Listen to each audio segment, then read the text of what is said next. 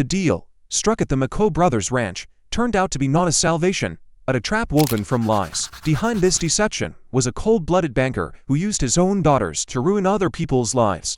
But even the Wild West has its own laws of honor, and one day the truth comes out, forcing the traitor to answer for his actions. What really happened?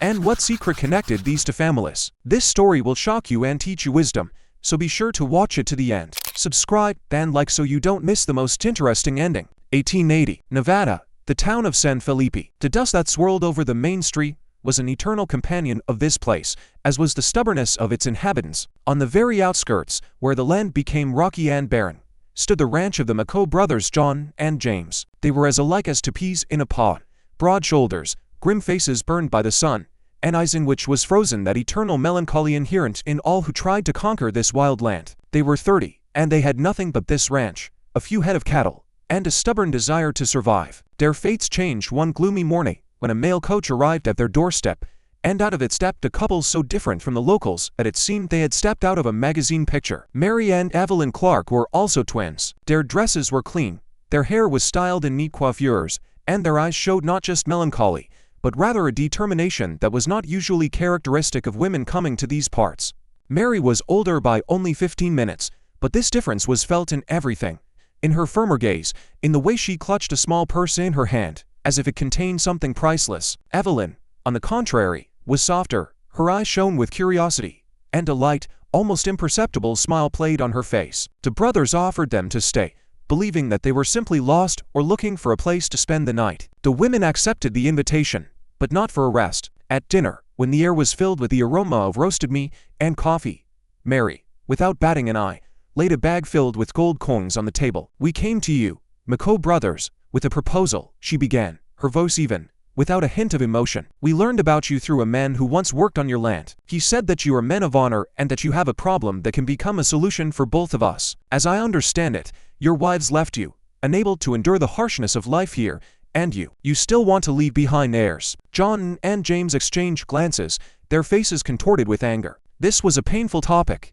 A year ago, their wives, the sisters Emily and Charlotte, had gone east, leaving them alone. The brothers did not like to talk about it, because it was their greatest defeat. "What do you need, miss?"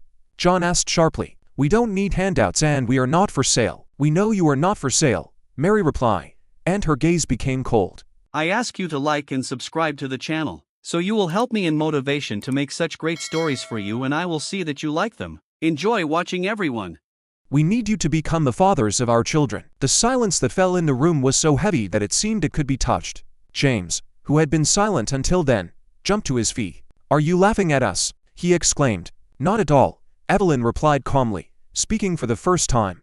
There was neither audacity nor a joke in her voice, only a strange, almost frightening seriousness. "Our father, a wealthy and influential banker from Boston, set us a condition. He will bequeath all his fortune to the one of us who gives him a grandson, but not just a grandson, but one who can continue his line. He wants the child to have a reliable origin, for his father to be a strong and honest man. He doesn't believe in love, miss. That is, sir, he believes that marriage is a business agreement. My sister Anne, I don't want to marry someone who doesn't love us and want to avoid family games. That's why we are here. And we are ready to pay for it. The gold you see is only the first part." The brothers were in shock. It was outrageous. The offer was so immoral and strange that they did not know how to react to it. "We will not participate in this," John cut in. "We are honest men, and we are not honest," Evelyn asked, and a flicker of pain appeared in her eyes. "We also want happiness, but our father deprived us of it. He forced us to choose between freedom and inheritance. If we don't agree, he will give everything to his son who lives in London, and we will get nothing. He said that we can find a suitable man in the West, because the men here are strong, honest, and will not betray. But we can't find them, and he is right. You don't believe us." Evelyn's words hit the mark. The brothers, who valued their honor above all else, felt a twinge of shame. They, too, were victims of deceit and betrayal. They knew what it was like when dreams were shattered and hope disappeared. The idea, although wild, began to take root in their minds. The gold could save the ranch, which was barely afloat. It could give them a future, but their honor, it was on the other side of the scale. Over the next few days, while Mary and Evelyn remained at the ranch, a strange, awkward, yet captivating tension grew between them and the brothers. John and Mary, similar in their stubborn and closed nature, constantly argued about trifles, while James and Evelyn, on the contrary, found a common language in quieter, almost silent moments. It seemed that the two couples mirrored each other. One evening, when John and Mary were not around, James and Evelyn were sitting by the campfire. "Do you really believe this is the only way?" James asked, looking at her profile, illuminated by the flame. "I don't know. But if we don't try, a life of poverty awaits us. And our father, he just sees nothing in us but incubators for heirs, and thinks we should be grateful to him for it. Besides me and Mary, he has another daughter from another woman. She is now living on a farm in Colorado, and we know her, but we haven't seen each other for several years. We can't contact her, so we're trying here, but all the men we've met only wanted gold, not to continue our line. We know that you brothers are not like that. We saw it in your eyes." Her words, full of pain and despair, softened James's heart. He saw in her not an adventurer, but a woman cornered, and at that moment, looking at her, he made his decision. The next morning, when all four were gathered for breakfast, James looked at his brother and said, "John, I agree." John, who was silently drinking coffee, stared at his brother. Then he shifted his gaze to Mary, who was also looking at him with undisguised interest. In her eyes, he saw a reflection of his own loneliness and bitterness. He knew that he and James couldn't manage alone. I agree too," John said. And at that moment, when the men, driven by pride and despair, agreed to the deal, they had no idea that this was only the beginning of a story that would shatter their ideas of honor, family, and trust, and that this deal, concluded out of necessity, would turn into the most cruel and changeable game of their lives. They accepted the offer, and it was their fatal mistake. They were sure that everything was honest. But was it? They would have to figure this out. A strange calm, more unsettling than any storm, settled over the McCoy ranch. The brothers began to accept the sisters into their lives, although each did it in their own way. John, a man of action and a man of few words, a pragmatist, took on the care of the ranch and finances. He calculated supplies, inspected the cattle, and planned how best to use the gold coins. He found it difficult to come to terms with the idea that he had agreed to such a dubious deal, but the gleam of gold and the promise of a future for the ranch overshadowed his doubts. Mary, as calculating and withdrawn as he was, spent her time keeping records and studying old maps. There was no romance between them, only a business partnership based on a common goal and a mutual, though unspoken, hostility. They only spoke out of necessity. Their conversations were short and full of hidden anger. James and Evelyn, on the contrary, grew closer. He showed her the surroundings, told her about the wild horses that grazed on the distant hills, and taught her how to shoot a rifle. She, in turn, read him poetry and told him about life in Boston, which he could only dream of. Their relationship was imbued with a quiet wonder, the wonder of how easily they found a common language. Evelyn saw in James not just a potential father for her child, but a kindred spirit who understood her pain and loneliness. He saw a fragility in her, hidden behind her determination, and felt more and more that he could not just use her for his own purposes. A special, tender bond grew between them. Every day, their peace was broken by a letter. It arrived a month later with the last coach and was addressed personally to Mary. John, who picked up the mail from the town, gave it to her without a word, but watched with curiosity as her face changed. She turned pale after reading a few lines and immediately crumpled the paper, throwing it into the fireplace. She didn't have time to say anything when John stopped her hand. "What does it say?" he asked, his voice as hard as flint. "It's none of your business, McCoy," Mary replied, trying to snatch the letter. But John was stronger. He pulled the letter from the fire and, smoothing out the scorched edges, read it. His eyes narrowed, and his face hardened with rage. The letter said that their father, the banker Clark, asks them to return home as soon as possible, as his health is deteriorating and he wants to leave his inheritance to his son, whom he found in Colorado. There was not a word about a grandson, not a word about the need to have a child to receive the inheritance. It was a letter full of lies and manipulation. The entire story that Mary and Evelyn had told them turned out to be a fabrication. John felt rage overwhelm him. He threw the letter on the table, and a chilling silence ensued. At that moment, James and Evelyn entered the room, returning from a walk. "What happened?"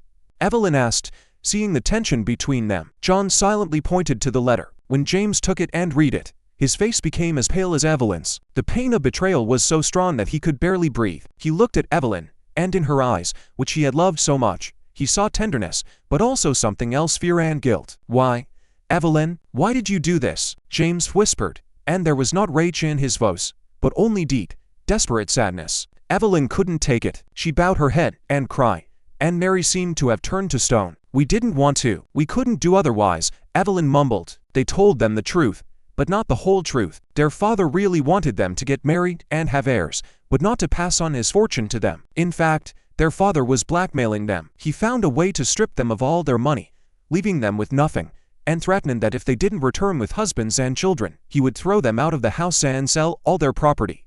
The only condition was to find worthy, honest men. He wanted their children not to grow up in poverty and humiliation. Mary and Evelyn, desperate and frightened, decided to invent a legend about an inheritance to convince the brothers. Their father was on the verge of bankruptcy, and they themselves needed to save their family. They believed that the brothers could help them and their relative living in Colorado. They thought that everything would be simple, and that they could later leave, leaving the money and the ranch to the brothers, and that they would find happiness without being attached to them. But now that the truth had come out, everything was different.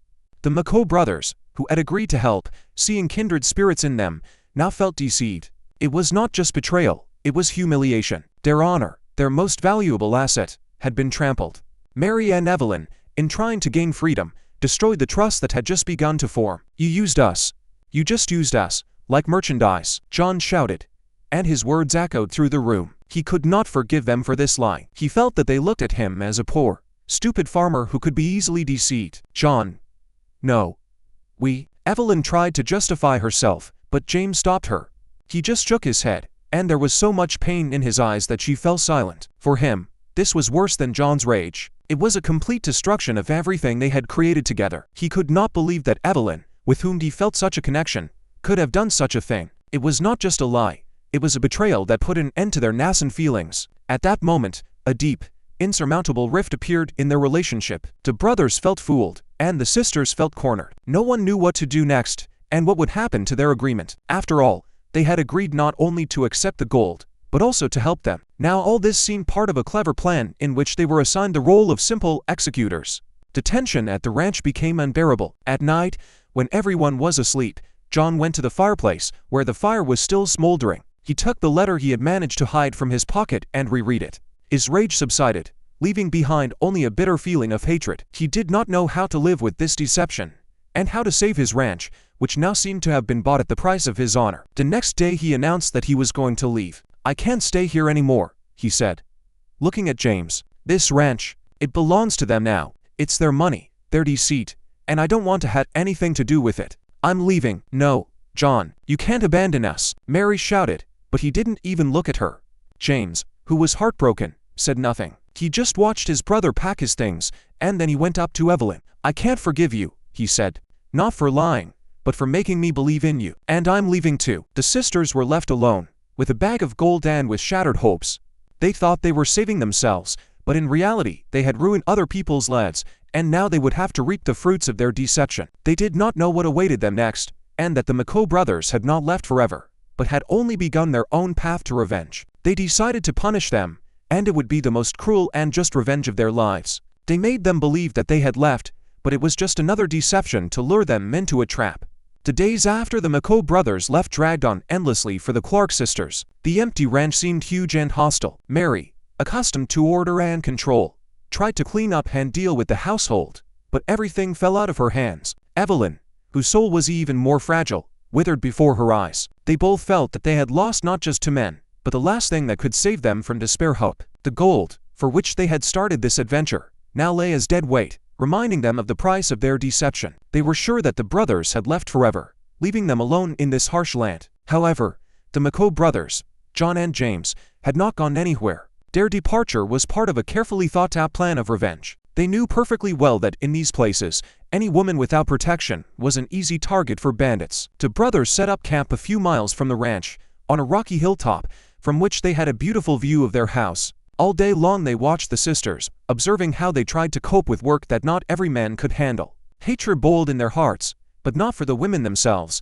but for their lies, which had deprived them of their pride and trust. They wanted the sisters to feel abandoned and vulnerable, to understand what it was like when the world you thought was reliable collapsed. A few weeks later, a coach arrived at the ranch, and out of it stepped an elderly man in an expensive suit, with a well-groomed beard and a penetrating gaze. This was George Clark, the sisters' father. He had come to personally make sure that his daughters had fulfilled his instructions, and if not, to take them back to Boston with him. He was disappointed to learn that the brothers had left, but not surprised, because he had always believed that in such matters one could not trust feelings. He was sure that Mary and Evelyn had never been able to find suitable husbands. "You failed the task, girls," he said, sitting in a chair. "I came to take you, and all my fortune goes to your brother, who I found in Colorado. He is already waiting for me and will be here soon." Mary and Evelyn were crushed.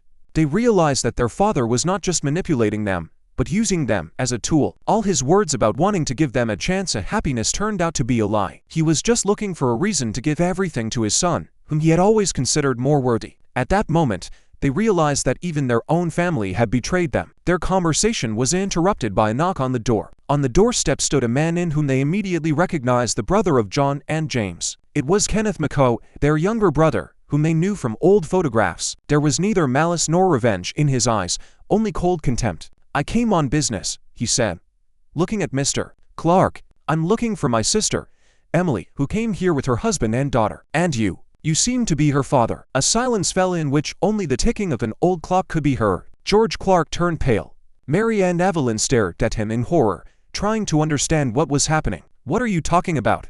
Clark croaked. "I don't have a sister. Have you forgotten?" Kenneth asked with a smile. "My sister Emily is your father's daughter, whom he left here in Colorado, and you are her brother, George Clark, and this is her daughter, whom he took from her and brought here, to you." At that moment, when Kenneth revealed the truth, everyone realized that their lives were connected by one dirty secret that stretched from the past. George Clark, who had been manipulating his daughters all this time, turned out to be a traitor. He didn't want them to get the inheritance, but wanted them to leave, so he could calmly marry another woman who had given him a son. But this was also a lie. He didn't want heirs at all. His whole life was a game with other people's destinies. Mary and Evelyn felt an unbearable pain. They were not just deceived, but used. Their father, the man they believed in, turned out to be a monster. And the brothers, whom they considered naive, turned out to be the ones who were trying to protect their family, their honor, and their sister, whom they also loved. At that moment, Kenneth took a letter from his pocket and showed it to George. It was a letter from his father, where he asked him to help Mary and Evelyn, and said that they did not know the whole truth, and that he wanted them to live happily. He wrote that he wanted them to find real men who would love them. George Clark, who until then had been confident in his impunity, realized that his deception had been exposed. He looked at his daughters, and horror was in his eyes. But at that moment, John and James entered the room. They were dressed in dusty clothes, but there was a fire in their eyes. "What, old man?" John asked, addressing Clark. "Did you think we were so stupid that we would just give you our women?" The whole story began to unravel. It turned out that their brother, who lived in Colorado, was married to Emily's sister, and that they had known each other for a long time, but had not seen each other for many years, and that he, Kenneth, was their brother who grew up in Colorado. He and the McCoe brothers developed a plan. Kenneth came to their ranch to meet with them, and they decided together to take revenge for the humiliation. They wanted Mary and Evelyn to believe that they had left, and for their father, George Clark, to come to them so that they could expose his deception. James walked up to Evelyn, and there was no longer any hatred in his eyes. He looked at her and said, "I don't believe that you lie. I believe that you were forced to, and I'm not going to leave you alone, because I love you." Mary went up to John, and there was no pride in her eyes, only tears. "I know we did the wrong thing, and I love you too, John." They realized that their love was stronger than the lie, and that they could overcome all difficulties together. George Clark was arrested and sent back to Boston, where a trial awaited him. The brothers and sisters, who had been separated for so long, finally reunited,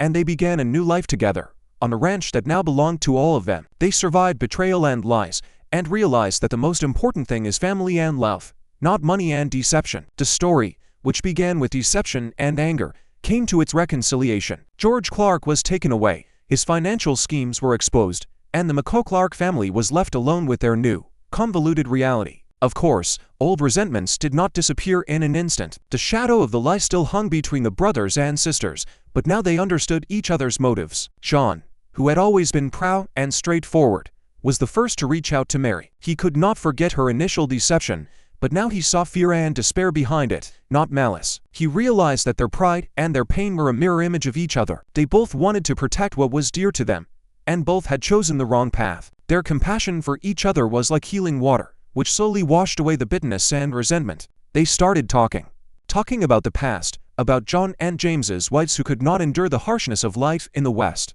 about how their own family so easily turned away from them. And the more they talked, the less room there was for hatred. James and Evelyn, whose connection had been more emotional from the beginning, also found a way to bridge the gap. He saw how much she suffered from her father's deceit, and understood that her lie was an attempt to save herself, not to harm. He forgave her, and this was the most important decision of his life. There was no longer any room for secrets in their relationship. Now they built their future on honesty and complete trust, realizing that love is impossible without these two components. They began to plan together how to expand the ranch, how to put it in order, and how to make it a home for their future children. Kenneth, the younger brother, became the link between them. He turned out to be not only wise, but also a very kind person. He said that their father, whom they thought was dead, was not actually dead. He was seriously ill and was living on Kenneth's ranch in Colorado, but his health was improving. He himself asked Kenneth to find John and James to tell them the truth about George Clark. He also wanted them to help his sisters. It turned out that their father did not know that George Clark was manipulating his daughters, and he himself was deceived. And their father, whom they considered evil and cruel, was actually a man of honor who always believed in his daughters. Thus, all the false ideals that were created in the first part of the story collapsed.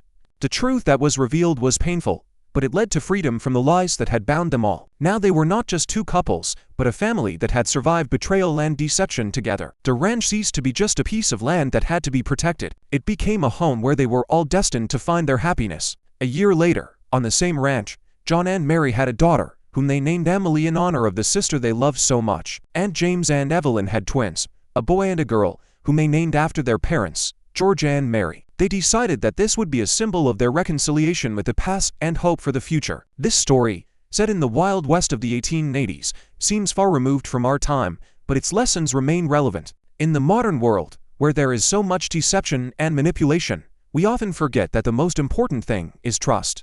Like the sisters, we can try to solve our problems with deception, thinking that this is the easiest way. But, like the brothers, we must remember that true strength lies in honesty and loyalty to our principles. For our grandparents who are watching this story, it can serve as a reminder that family is not only blood ties, but also those who are with us in a difficult moment. This story teaches us to forgive and not to make hasty decisions when we are angry. It shows that even the deepest wounds can be healed if we find the strength to talk to each other and accept the truth, no matter how bitter it may be. Ultimately, this story is not about gold, but about the fact that true value lies in honesty and the ability to forgive. And that sometimes, in order to find true happiness, you must first destroy all false ideals.